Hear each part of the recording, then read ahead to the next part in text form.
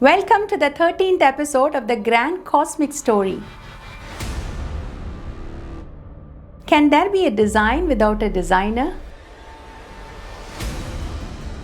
Can Darwin's theory of naturalistic evolution give rise to all the bustling life forms we see today?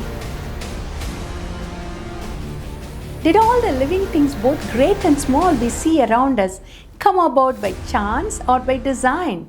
Are you curious about the world around you? Do you wonder what else is out there beyond our world? Dr. Latha Christie, a scientist and an author, will take you on a journey through the universe. Join her in exploring the universe through her web series, The Grand Cosmic Story. Stay tuned to find out what today's episode is all about.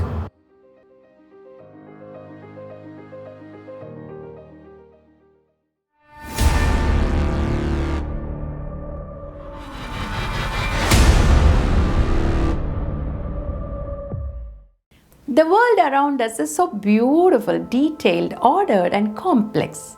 No one can deny the intricate design of biology. Look at the horse. It has huge lungs and a heart. This helps in extracting large amounts of oxygen for energy so that it can run fast. Just like you increase the power in your car by using a turbocharger, which helps in getting more oxygen into the engine, the same way the cardiovascular system of the horse works. Look at the camel. They have amazing features that are designed to help them cope with harsh desert environments. They have special design features to conserve water. They have the non-sinking feet, 3 eyelids and eyelashes to protect them from the sandstorm so that they can live in the desert. Look at elephants. They have a unique trunk that can lift loads up to 350 kgs and can reach out for food easily. Elephants cool themselves with their ears and communicate with their ears. They have huge trunks that can lift heavy loads and can reach out for food easily. Giraffes have unique necks that can reach 2.5 meters in length. Dogs are designed to smell and to run fast. Siberian dogs have 2 coats of fur well insulated to keep them warm. Have you ever seen the beautiful coral reefs?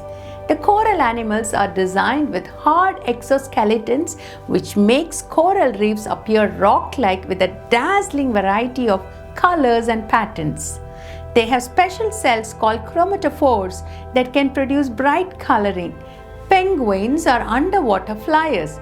Penguins can survive in seawater due to a gland called the supraorbital gland that removes excess salt from their blood. Sea turtles migrate vast distances across oceans over 16,000 kilometers. Humpback whales have a remarkable ability to sing songs with musical structures. The songs can last for 20 minutes and consist of several musical themes. Bottleneck dolphins have communication of over 5 kilometers. Birds have specially shaped wings for aerodynamic lift. Wright brothers examined the camber of the wings of birds for years and understood that wings produce lift both by the angle of the wing to the overall airflow and by the wing shape. Francisco Ayala writes that it was Darwin's genius and greatest accomplishment to show that the complex organization and functionality of living beings can be explained as a result of a natural process called natural selection without any need to resort to a creator or other external agent. As Ayala says, can all these beautiful designs come out without a designer through Darwin's theory of evolution?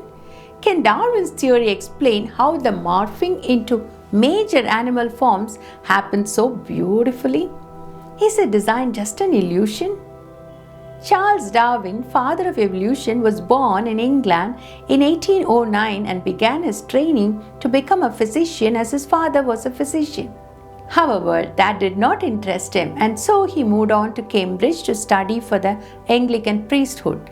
After graduating from Cambridge in 1831, he went on a 5-year journey as a naturalist to survey the South American coastlines and also visited the Galapagos Islands for 5 weeks. This journey helped him to collect thousands of important specimens and discover new species like finches, barnacles, beetles, and much more. Upon returning to England in 1837, while analyzing his discoveries, he began to suspect that one species could change into another and developed his theory of evolution based on natural selection.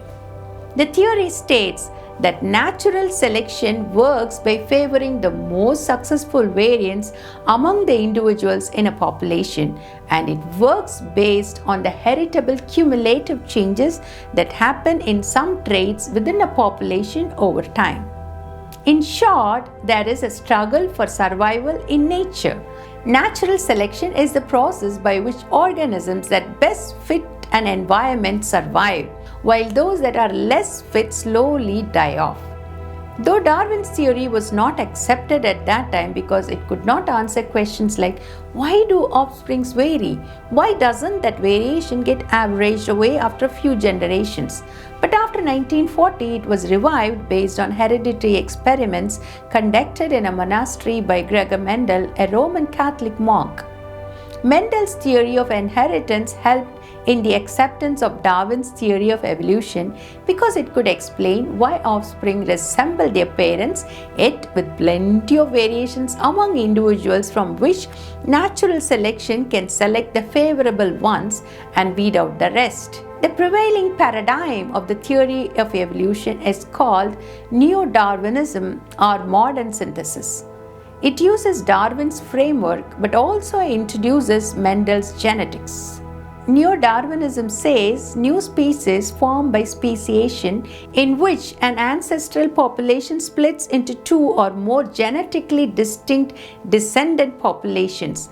These changes from generation to generation is called descent with modification, and it happens under the twin influences of natural selection and genetic mutation or variation of genetic traits.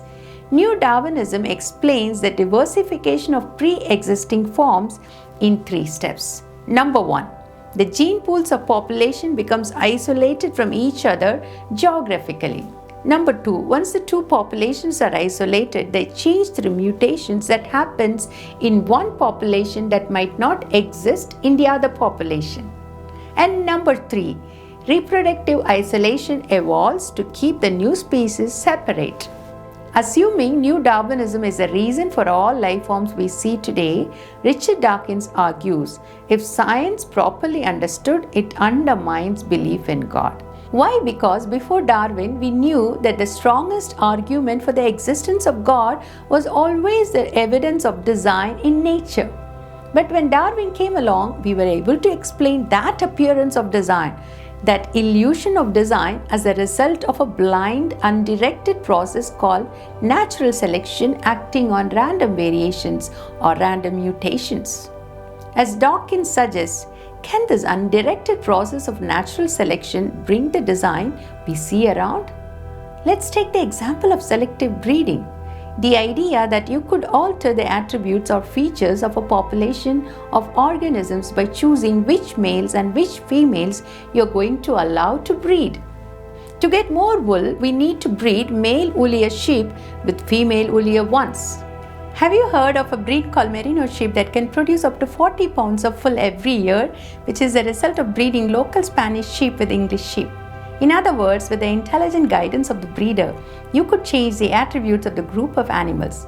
But Darwin, true in his natural selection process, said, what if instead of an intelligent breeder doing the selecting, nature does the selecting? What if there is a series of very cold winters in such a way that only the woollier sheep survive in each generation, with the final outcome of a woollier sheep just as the breeder does? The environment sometimes helps the sheep to become more woollier, because the cold winter is killing off the less woollier ones and the fittest ones survive. This is the survival of the fittest. Thus, nature could replace the breeder, or nature could replace the intelligent agent that was responsible for the design.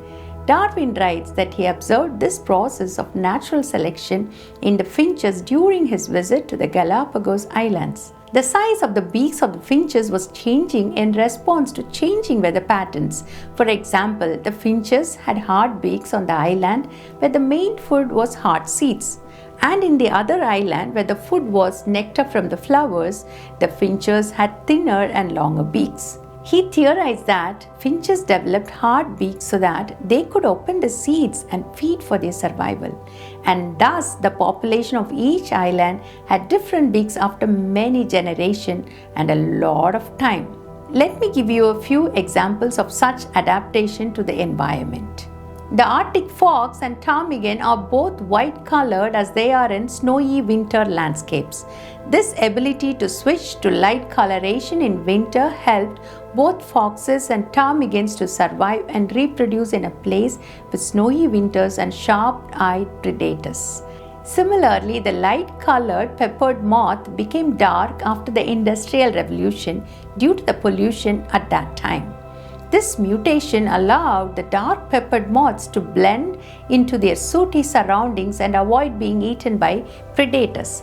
The color of their wings changed from light to dark in response to the environmental conditions. Similarly, UV light from the sun causes skin cancer, and dark skin protects against UV light. So, in tropical environments where the sun's heat is high, people with dark color have an advantage. In areas where the sun is not so strong, like Northern Europe, people with light skin have an advantage because they can make vitamin D more easily. This is a natural adaptation to the environment. If you take two groups of fish called guppies and put them in two different streams, one set in a stream without predators and another set in a stream along with predatory fish called cichlids, we can find the guppies adapting to their environment in just 4 years. The guppies in the stream without predators would grow big, mature, and reproduce slower as compared to the guppies in the stream with the cichlids, which matured at an earlier age, producing more babies. In the same way, zoologists found a particular salmon fish adapting themselves to human interference. When commercial fishing in the 1920s threatened Chinook salmon from Alaska to California, the fish became smaller and shorter-lived. Take the case of the blind Mexican cave fish. They once had eyes, but when they started to dwell in the caves, eyes were no longer necessary because it was very dark there and they became blind. They also lost their pigmentation because they no longer need protection from predators. In the 1950s, when DDT and other insecticides were sprayed to control the bed bugs, instead of being eradicated, they became super strong, developing thicker shells, more resilient nerve cells, and an enzyme that helped break down toxic substances, becoming almost 250 times more resistant to pesticides than the earlier bedbugs. All these examples point to adaptation or microevolution or small-scale changes in a population of organisms. Darwin's natural selection does a good job of explaining the microevolution. But adaptation or microevolution is much different from developing new organs or the origin of birds or animals or insects, also called macroevolution. We need a creative process that can produce an unlimited amount of change. The unguided process of random mutation and natural selection is essentially not a very creative process that can bring forth all the life that we see around us. Such chance events cannot be the causal agent for all the forms of life and the beautiful design we see today. It is unbelievable that such complexities can come on their own by chance. The beautiful design we see around us declares loudly that there is an intelligent designer at the back of this design. Beauty doesn't happen accidentally. Artists take years practicing their craft to make beautiful things. Well-designed things are not accidents. Only a designer can bring out a design. What if the cosmos and the things within are given a mic? What does it shout? They might shout out the name of the beautiful designer. If there is a designer, then our life is not just an accident, and we are not just a bundle of carbon made from stardust. We have a purpose of being here in this world. Now ask the beasts, and they will teach you, and the birds of the air, and they will tell you. Or speak to the earth, and it will teach you, and the fish of the sea will explain to you. Who among all these do not know that the hand of the Lord has done this? In whose hand is the life of every living thing, and the breath of all mankind? Bye for now. See you again in the next episode. Let us find out if all living things we see descend from a single organism, the last universal common ancestor.